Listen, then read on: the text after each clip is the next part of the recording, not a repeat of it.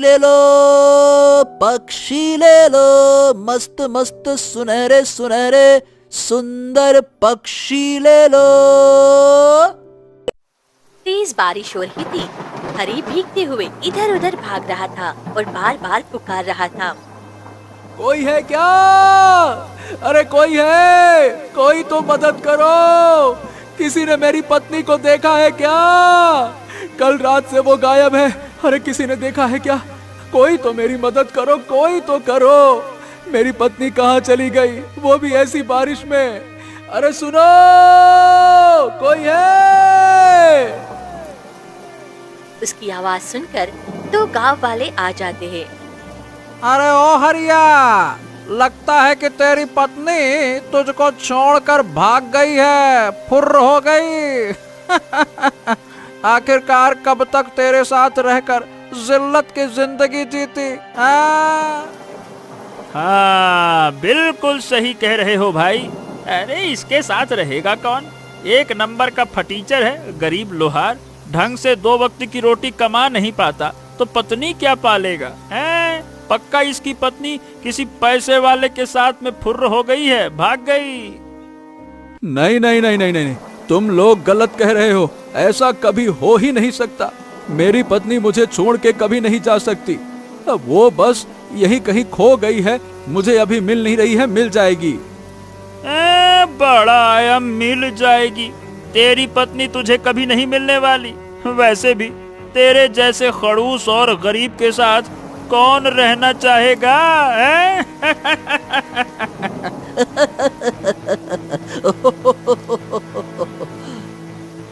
इतना कहकर सारे गांव वाले हंसने लगे और हरीब का मजाक उड़ाने लगे।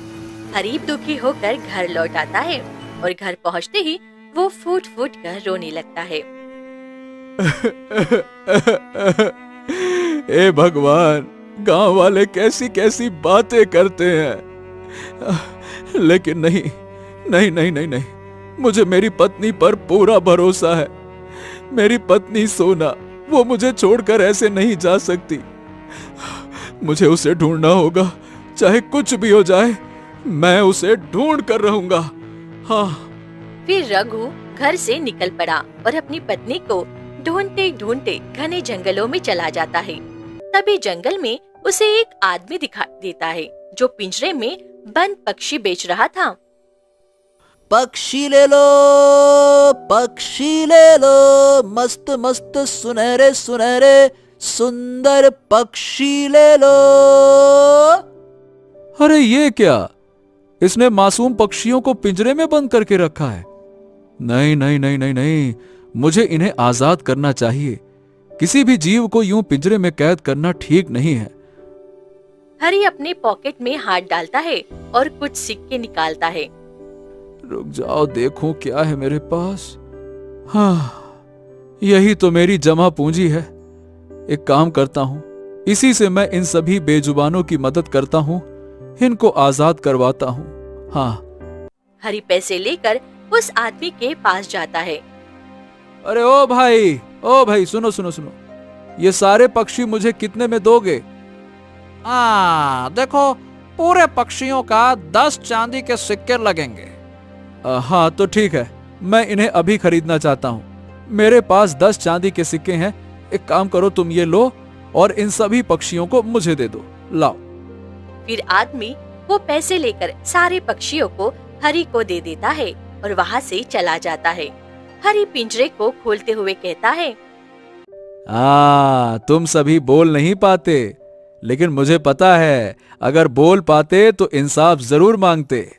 अब मैं तुम्हें आजाद करूंगा, तुम्हें एक अच्छी जिंदगी मिलेगी।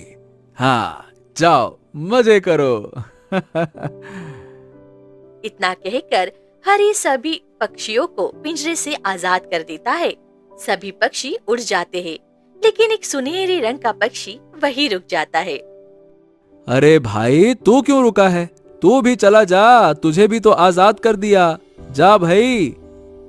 मैं नहीं जा सकता, तुमने मेरी जिंदगी बचाई है। मेरा जीवन तुम्हारा कर्जदार है। अरे बाप रे बाप! ए भैया, तुम बोल कैसे सकते हो? तुम तो एक साधारण पक्षी हो। मैं कोई साधारण पक्षी नहीं हूँ। मैं तुम्हारी किस्मत बदल दूंगा, इसीलिए मैं अपना कर्ज चुकाए बिना नहीं जाऊंगा।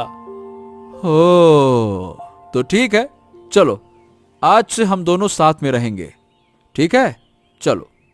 हरी सुनहरे पक्षी को लेकर अपने घर आ जाता है। हाँ, तुमको पता है मित्र, अभी मेरी पत्नी सोना होती ना तो जल्दी से मुझे एक गिलास पानी लाकर देती। काश मेरे पास भी पैसा होता और मैं भी धन कमा पाता तो मैं अपनी पत्नी को खुश रख पाता और वो मुझे छोड़कर नहीं जाती। ये बताओ, तुम अपनी पत्नी सोना की तलाश में हो ना? हाँ, लेकिन तुम्हें कैसे पता कि मैं अपनी पत्नी सोना की तलाश में हूं? तुम ये सब कैसे जानते हो? मैं एक गहरा रहस्य हूँ। मैं उसके रहस्य का रक्षक हूँ। बिना मेरे तुम कुछ भी नहीं जान सकते। मैं तुम्हें उस तक पहुंचा सकता हूँ। आहा, तुम ही मेरे सच्चे मित्र हो। वादा करो कि हमेशा मेरे साथ रहोगे और मेरी पत्नी को ढूंढने में मेरी मदद करोगे। वादा? तभी हरी का पड़ोसी महेश उस पक्षी के साथ उसे देख लेता है। अरे गांव वालों, सुनो सुनो सुनो भाई, सब लोग इधर आओ। देखो तो देखो ये हरी, इसकी पत्नी तो किसी और पैसे वाले के साथ भाग गई। अब ये एक पक्षी के साथ रह रहा है। क्यों हरी, अब इस पक्षी को सिंदूर भी लगा दे।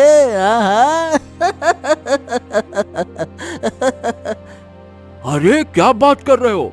क्या सच में इसने एक पक्षी को अपनी पत्नी बना लिया है? चलो ठीक है, कम से कम ये पत्नी वाला तो कहलाएगा।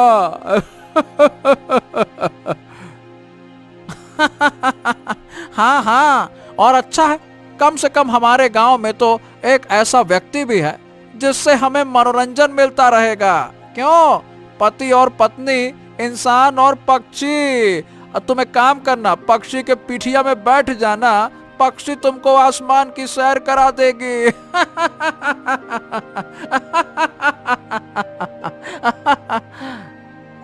सभी गांव वाले खूब हंसने लगते हैं। हो, ये लोग कभी नहीं सुधरने वाले। अब तो मैं इन्हें समझाता भी नहीं हूं। इनको जवाब दिया तो अपनी मंजिल तक नहीं पहुंच पाएंगे। सब्र रखना होगा। सोना का सच जानने के लिए हमें कहीं जाना होगा। ठीक है मित्र, मैं अपनी पत्नी के लिए ये अपमान सहने के लिए तैयार हूं। बताओ, मुझे कहां जाना होगा? तुम मेरे साथ चलो। जंगल में एक तपस्वी रहते हैं, उन्हें इन सब की जानकारी है। उनके पास जाकर अपनी सारी बातें बताना, वो तुम्हें इसका समाधान जरूर बताएंगे। हाँ, ठीक है, तो हम अभी के अभी निकल पड़ते हैं। चलो। फिर दोनों जंगल की तरफ बढ़ जाते हैं। हाँ, बाप रे, हम इतने दूर तो आ गए, पर यहाँ कोई तपस्वी तो नजर नहीं आ रहे हैं। कहाँ हैं वो? बस तुम थोड़ा और दूर तो चलो।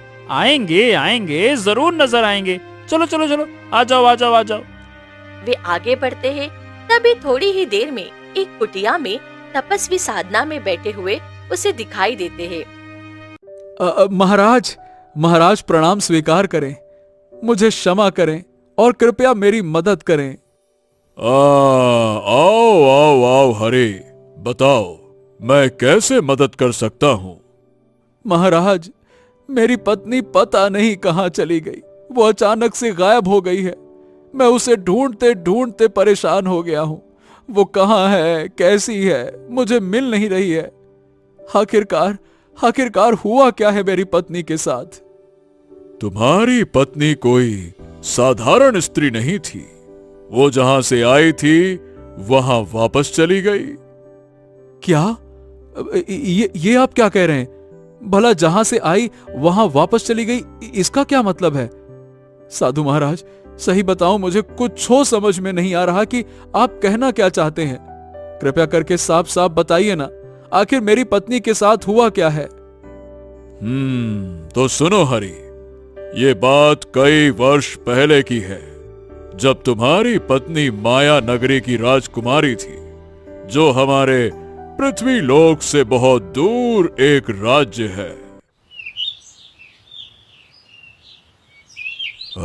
गुरुजी, हमारी राजकुमारी अब 18 वर्ष की हो गई है।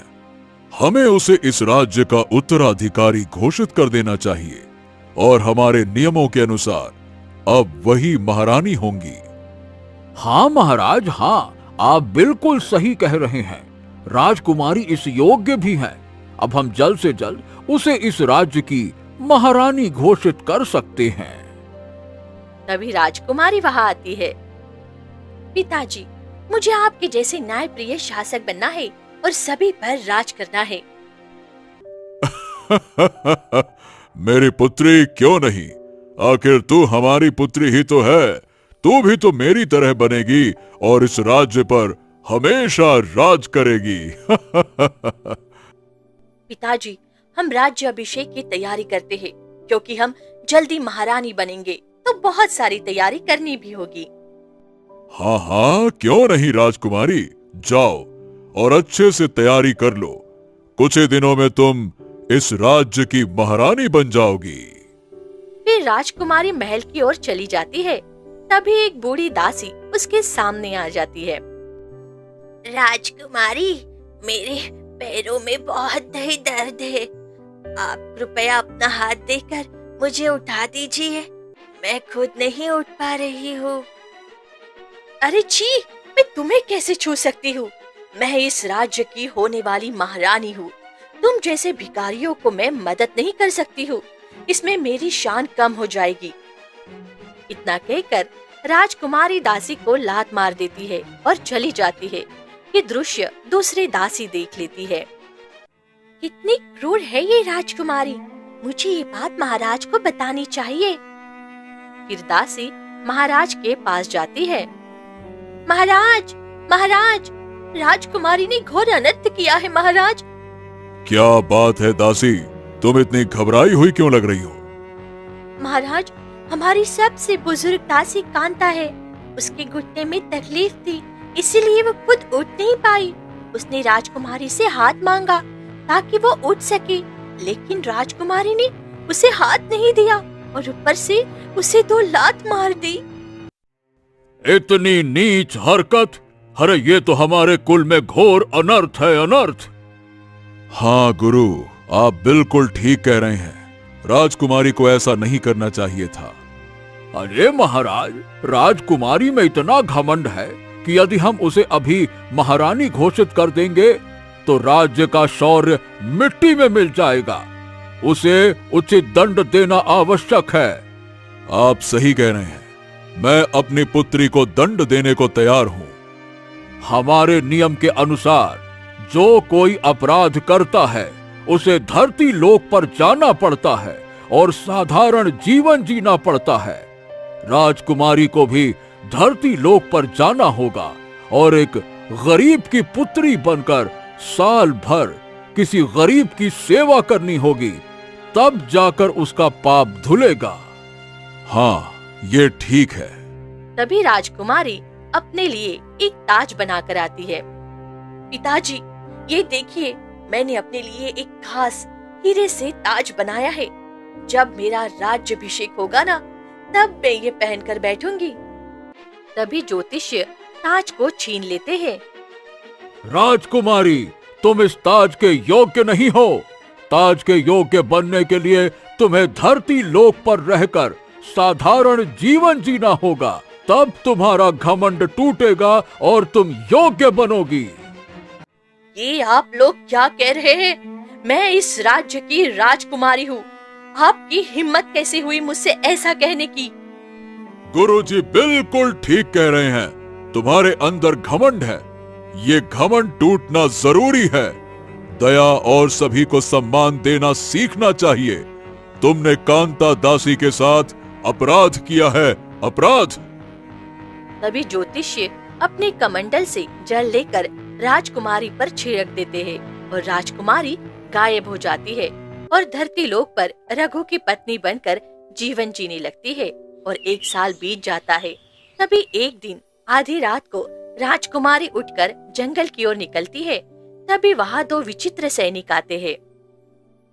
राजकुमारी, अब आपका 1 साल पूरा हो गया है। धरती लोक पर अब आप और नहीं रह सकती। नहीं, मैं अब नहीं जाऊंगी। मैं अपने पति से बहुत प्यार करने लगी हूँ और अब उन्हीं के साथ रहूंगी। नहीं नहीं नहीं नहीं, ऐसा नहीं हो सकता। आपको हमारे लोग जाना होगा। राजा का आदेश है। कुछ भी हो जाए, मैं नहीं जाऊंगी। मैं अब धरती लोक पर अपने पति के साथ रहना चाहती हूँ। वो मुझसे बहुत प्यार करते हैं। मैं उन्हें यूं अकेले नहीं छोड़ सकती। तभी राजा स्वयं प्रकट होते हैं। तुम ये क्या कह रही हो? जब तुम ऊपर थी तब तुम घमंड में थी, अब नीचे आ गई हो तो हमारा अपमान कर रही हो। नहीं पिताजी, कुछ भी हो जाए, मैं नहीं जाऊंगी। तुम्हें सजा मिलना बहुत जरूरी है, इसलिए तुम जाओ और पत्थर की मूर्ति बन जाओ। जाओ। इतना कहते ही राजकुमारी पत्थर की मूर्ति बन जाती है। हाँ, और तुम्हारी पत्नी तुम्हारी वजह से पत्थर की मूर्ति बनी और अब वो एक समुद्र के किनारे पड़ी हुई है। क्या? नहीं नहीं नहीं नहीं नहीं, साधु महाराज, मैं अपनी पत्नी को जिंदा करना चाहता हूं। आप तो मुझे यह बताइए कि मुझे करना क्या होगा। मैं अपनी पत्नी के बिना नहीं रह सकता। सोना भी मुझसे प्यार करती है और मेरे ही चलते उसने अपनी राजगद्दी त्याग दी। तो मेरा यह फर्ज है कि मैं उसे पत्थर की मूर्ति से आजाद करूं। मैं अपनी पत्नी को कुछ भी करके आजाद करूंगा। बताइए साधु महाराज, करना क्या होगा? तो बात यह है कि मैं इसके आगे तुम्हारी कोई मदद नहीं कर सकता। अब इसके आगे का रास्ता तुम्हें खुद ढूंढना होगा। फिर साधु वहाँ से विलीन हो जाते हैं। अरे ये क्या किया साधु महाराज आपने? अब मैं क्या करूं? अब भला मैं कैसे अपनी पत्नी को ढूंढूं और उसे पत्थर की मूर्ति से कैसे आजाद कराऊं? मुझे तो कुछ समझ ही नहीं आ रहा है। एक तो मैं जंगल के बीच में आके फंस गया हूं, अब क्या करूं पता नहीं। मित्र, तुम्हें समुद्र के किनारे जाना होगा। तुम्हारी पत्नी तुम्हारा इंतजार कर रही है। तू ही मेरा साथी है। ठीक है, हम समुद्र के किनारे जाएंगे। चलो चलते हैं। फिर वे दोनों वहाँ से निकल पड़ते हैं। थोड़ी ही दूर जाने के बाद उन्हें एक बूढ़ी औरत मिलती है जो बहुत रो रही होती है। बेटा, मेरी मदद करो। मैं बहुत दिनों से इस जंगल में भटक रही हूँ। मुझे कोई रास्ता ही नहीं दिख रहा है। अम्मा, आप चलिए ना, चलिए चलिए चलिए। मुझे भी इस जंगल का रास्ता पता नहीं है, लेकिन मैं भी कोशिश करूंगा कि आपको बाहर ले जाऊं।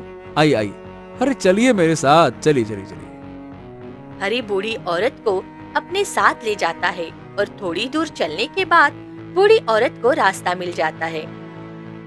तुम्हारा बहुत बहुत धन्यवाद बेटा, तुमने मुझे रास्ता दिखा दिया। मैं बस यहीं तक रहूंगी, अब मैं चली जाऊंगी। आप यहाँ कहाँ जाएंगी अम्मा? ये जंगल बहुत खतरनाक है, अकेले मत जाइए, आपकी जान को खतरा हो सकता है। नहीं बेटा, तुम बहुत परेशानी में हो, फिर भी तुमने मेरे लिए इतना किया, यही मेरे लिए काफी है। तुम कहाँ जा रहे हो इस पक्षी के साथ? मैं अपनी पत्नी की तलाश कर रहा हूँ, जो एक पत्थर की मूर्ति बनी हुई है। मैं उसे ढूंढ रहा हूँ। अच्छा, तो तुम पत्थर की मूर्ति को ढूंढ रहे हो? वह यही पास है। थोड़ी दूर जाकर एक रास्ता मिलेगा, उस रास्ते पर तुम सीधे जाओ, तुम समुद्र के किनारे पहुंच जाओगे। अरे, पर आपको कैसे पता कि वो यहीं पर है? बस इतना समझ लो कि मैं तुम्हारी पत्नी की फिक्र करने वाली हूँ। इतना कहकर बूढ़ी औरत गायब हो जाती है। अरे ये क्या? अब ये बूढ़ी अम्मा कहाँ चली गईं? अरे भगवान, ये क्या हो रहा है? मुझे तो कुछ समझ ही नहीं आ रहा है।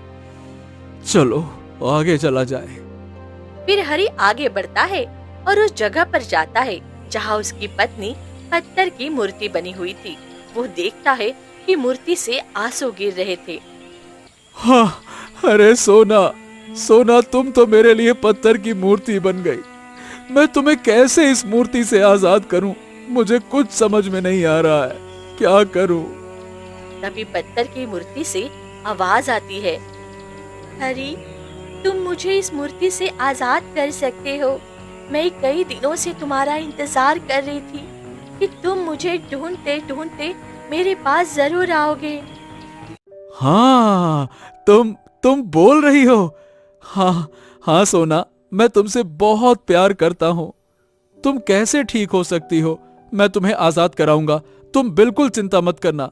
बस मुझे ये बताओ कि मुझे करना क्या होगा?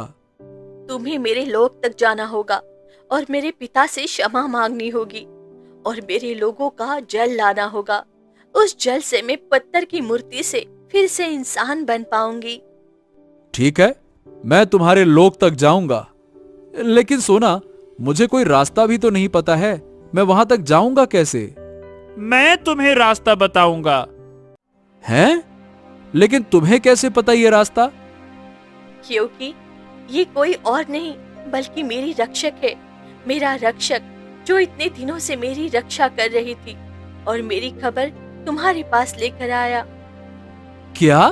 क्या गजब करते हो मित्र, तुम रक्षक थे और इतने दिनों तक मुझे ये बताया क्यों नहीं? गजब करते हो भाई। क्योंकि मुझे अनुमति नहीं थी। यदि मैं तुम्हें कुछ भी बता देता तो ये पत्थर की मूर्ति हमेशा के लिए टूट जाती। ये श्राप था, इसीलिए तुम्हें खुद रास्ता ढूंढना था। अब आगे चलो, मैं तुम्हें उस लोक तक ले जाता हूँ। चलो। तभी एक तेज रोशनी फैलती है और वहाँ एक सुंदर द्वार खुलता है। हरि उस द्वार के अंदर जाता है और माया नगरी में पहुँच जाता है। वहाँ सभी लोग विचित्र तरीके से दिखते हैं। अरे, ये सब लोग इतने अजीब क्यों दिख रहे हैं? और उनकी आंखें लाल हैं, चेहरा काला क्यों है? क्योंकि ये विचित्र लोक है। यहाँ तुम्हें सभी विचित्र प्राणी मिलेंगे। यहाँ मनुष्य का कोई नामो निशान नहीं है।